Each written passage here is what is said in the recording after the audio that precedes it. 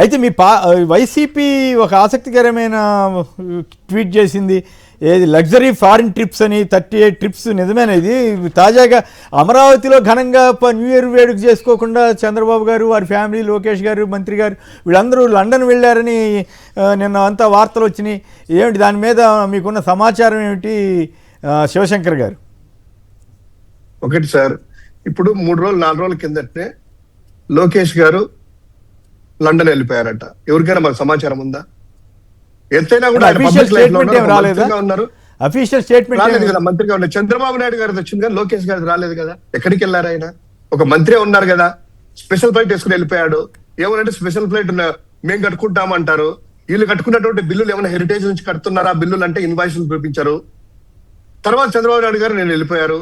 అంటే ఈ అమరావతి అనేటువంటి ప్రాంతం అద్భుతమైనటువంటి ప్రాంతం ప్రపంచంలో ఆయన చెప్తున్నారు. న్యూ ఇయర్ వేడుకలు ఇక్కడ జరుపుకోవడానికి ఉండదా? పండగ వచ్చిందంటే పక్క రాష్ట్రానికి హైదరాబాద్కి వెళ్ళి పండుగ చేసుకుంటారు. వీకెండ్ వచ్చిందంటే పిల్లలతో అక్కడ ఉంటారు. అమరావతికి ఆవకాయ చేస్తున్నారు కదబ్బా, అమరావతిలో ఆవకాయ ఫంక్షన్ చేస్తారంట కదా. అదే సార్, అమరావతికి ఆవకాయ చేస్తారు, వైజాగ్ వంకాయ చేస్తారు. ఇంతే కదా. అంటే ఆవకాయలు అంటే దాని స్థాయి ఎంత? అమరావతి అనే ప్రపంచ రాజధాని తీసుకుని ఆవకాయ పెట్టించేసి దాని బ్రాండ్ ని మనం పోగొడుతున్నామా, బ్రాండ్ ని పెంచుతున్నామా అనేటువంటిది సోషల్ మీడియాలో ట్రోల్ అయిపోతుంది సార్. నవ్వులే నవ్వులు. అంటే మన అమరావతి గొప్పగా మనం చెప్పుకుంటూ దాన్ని ఎందుకు అలా చేయడం అనేటువంటిది ఒకటి. అక్కడ నుండి న్యూ ఇయర్ వేడుక కూడా అక్కడే చేసి ఏదైనా చేస్తే కానీ లండన్ వెళ్ళిపోయారన్నది కొంచెం ఆశ్చర్యంగాను. అదే అసలు బాధాకరమైన ఏంటంటే కుటుంబ సభ్యులతో న్యూ ఇయర్ కొత్త రాజధాని ఇప్పుడిప్పుడే అవుతుంది, నేనే కడుతున్నా ఈ రాజధాని ఇది అని చెప్తున్నారు కదా. 48,000 కోట్ల రూపాయలు ఇప్పటికే అప్పు తెచ్చాడు పెట్టారు. ఇక్కడ పండగ చేసుకోవడానికి, న్యూ ఇయర్ సెలబ్రేషన్ చేసుకోవడానికి ఇక్కడ లేదా? ఒక ముఖ్యమంత్రి స్థానంలో ఉన్నట్టు వ్యక్తి ఎందుకు వెళ్తున్నారు పదే పదే పదే? ఇది ఎక్కడికి వెళ్ళారు లోకేష్ గారు? మననే అమెరికా వెళ్ళారు, కెనడా వెళ్ళారు, ఆస్ట్రేలియా వెళ్ళారు, దుబాయ్ వెళ్ళారు, అంతమంది దావోస్ అనేసి ఒకటి వెళ్ళారు, ఈ పెట్టుబడులు అన్నారు. ఇంతవరకు ఎందుకు మరి? ఇన్నిసార్లు ఇన్ని ట్రిప్పులు ఏంటి? ఎక్కడ లేదు. నెలకు 2 నెలలకు ఒకసారి విదేశాలకు వెళ్తా ఉండడము, వారం వారం హైదరాబాద్కి వెళ్ళడము. ఎక్కడికి వెళ్తున్నారు? ప్రజలకు జవాబుదారీ కాదా?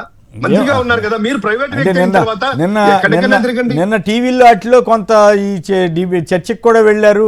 సీఎం గా లోకేష్ గారిని చేయడం కోసం ఎట్లా ఏంటి అనే దాని మీద కూడా మాట్లాడుకుంటారు అని ఒక ప్రచారం జరిగింది. నిజమో ఒకటితో తెలియదు కానీ బట్ ఏదో మరి ఆ నేపథ్యంలో అక్కడ దాకా వెళ్ళాల్సిన అవసరం ఉంది. నేనైతే అది పెద్ద సీరియస్గా తీసుకోలేదు కానీ బట్ ఆ ప్రచారం అయితే ఎందుకు వచ్చిందో వచ్చింది.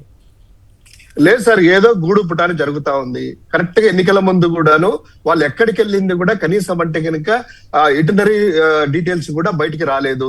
ఇప్పుడు కూడాను ఒకవేళ వెళ్ళింటే ఆ కొడుకు వెళ్ళిన తర్వాత కుమారుడిది బయటకు వచ్చిన తర్వాత సోషల్ మీడియాలో పత్రికల్లో నిన్న చంద్రబాబు నాయుడు గారు అఫీషియల్ అనౌన్స్ చేసి వెళ్తున్నారు.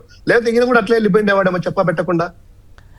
నేనేది ప్రైవేట్ వ్యక్తి అయితే మీరు ఎక్కడికి వెళ్ళినా కూడా మనకు జవాబుదారితనం కాదు. మీ ఇష్టం, మీరు ఎక్కడికి వెళ్ళినా తిరగండి ప్రపంచంలో. కానీ ఒక మంత్రి స్థానంలో ఉండి సకల శాఖ మంత్రి అయ్యి ఉండి సకల శాఖల్లో ఏలు పెడుతూ ఆయన చెప్పా పెట్టకుండా ఆయన పోవడం ఏంది? ముఖ్యమంత్రి గారి కుటుంబ సభ్యులతో వెళ్ళడం ఏంది? ఒక్క పండగ కన్నా ఇక్కడ ఉన్నారా? ప్రతిసారి పక్క రాష్ట్రానికైనా పక్క దేశానికన్నా ఈ ఆంధ్రప్రదేశ్ అంతా ఉందా? Right, okay. గోపి గారు చెప్పండి, మీకున్న సమాచారం ఏంటి? గౌరవ సీఎం గారు కానీ గౌరవ మంత్రి గారు కానీ లండన్ వెళ్ళటం జనరల్గా చర్చ అవుతుంది కదా. ఇక్కడ వదిలేసి అక్కడికి ఎందుకు వెళ్ళారబ్బా, ఇక్కడ అమరావతి ఆవకాయ అంటారు, అక్కడికి వెళ్ళిన లండన్లో వేడుకలు జరుపుకోవడం. ఒకవేళ వాళ్ళు వేడుకల కోసం వెళ్ళలేదంటే వీ హ్యావ్ టు యాక్సెప్ట్, వాళ్ళ ఇష్టం, వేరే పర్సనల్ పని మీద వెళ్ళారంటే ఓకే.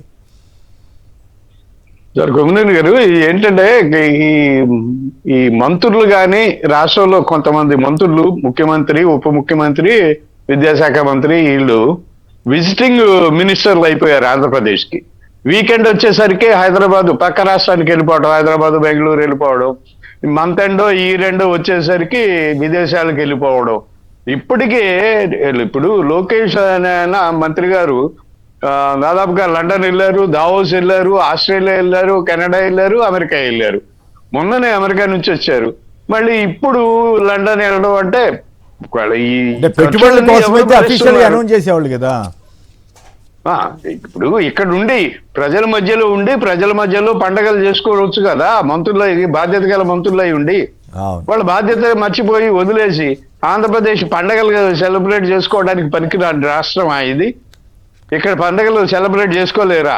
న్యూ ఇయర్ కానీ ఇక్కడ న్యూ ఇయర్ కొత్త నూతన సంవత్సరం సెలబ్రేషన్స్ అంటే వ్యక్తిగత పనులు వెళ్తే తప్పేం కాదనుకోండి, బట్ ఈ జనరల్ గా అఫీషియల్ గా పలానా పని మీద వెళ్ళామని చెప్తే అభ్యంతరం ఉండేది కానీ కాదు. ఖర్చులు ఎవరివి అది చూసుకోవాలి. తర్వాత పండగలు కూడా ప్రజల మధ్య చేసుకోండి, బాగుంటది మంత్రులకు కాబట్టి.